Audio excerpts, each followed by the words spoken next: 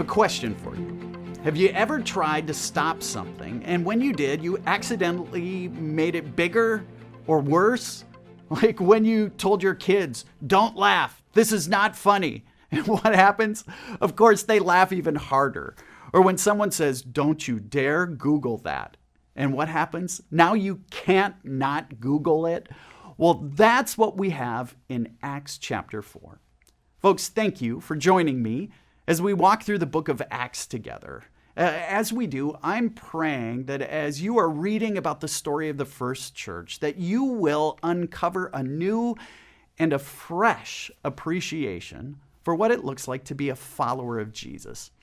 Today, we're in Acts chapter 4, and Peter and John, they've just healed a man who couldn't walk. The crowd is buzzing. Everyone is talking about it. There's this glimmer of hope that's spreading amongst the crowd. But in verse 2, it says the religious leaders had something to say. It says they were greatly disturbed. I love that phrase. They weren't mildly irritated. They weren't slightly concerned. They were deeply bothered. Why? Because Peter and John, it says, because the apostles were teaching the people, proclaiming in Jesus the resurrection of the dead. The religious leaders, of course, they don't like that message, so they try to stop them. It threatens their power, their control. They arrest Peter and John, put the teachers in prison. Problem solved, right? They've stopped them once and for all. Wrong. Verse 4 says, even with Peter and John in prison, but many who had heard the message believed. So the number of men who believed grew to about 5,000. They tried to stop the Jesus movement. But from the religious leaders' perspective, it only got worse. Now, the next day, Peter is standing before the very same authorities that condemned Jesus. He's been arrested. And here's the key line, verse 8. Then Peter, filled with the Holy Spirit, said to them. Pause there for a minute. This is Peter.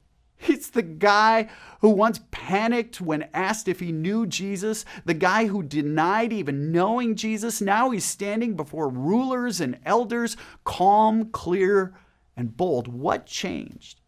It wasn't Peter's resume, not his confidence level. What changed was the Spirit. Ordinary Peter, the denier, was now filled with God's Spirit. This is the theme of Acts chapters 1 through 4. Amid uncertain circumstances, Jesus keeps working through everyday, ordinary people. And then we get this beautiful snapshot of the first community of Jesus' followers that's forming. Verses 32 through 35 say, all the believers were one in heart and mind. They shared everything they had. There were no needy persons among them. Wait, think about it. They're under pressure. They're being threatened. It's this unsettled time. And their response? It's radical generosity. They share everything. Because when fear tries to shrink the circle, God's Spirit is always working to widen it. Think about a community that rallies around someone going through cancer or loss. Meal trains appear. GoFundMe pages pop up. People who barely know each other show up with casseroles. Pressure doesn't always crush a community. Sometimes it reveals it. Acts chapter 4 reminds us, you can threaten God's church. You can try to silence it. You can disturb it. But you can't control a Spirit-filled movement rooted in the bold love and generosity of Jesus. In closing today, maybe the question for us is simple. When moments of uncertainty and anxiety hit us, do you shrink or do you pray for boldness and that God would open your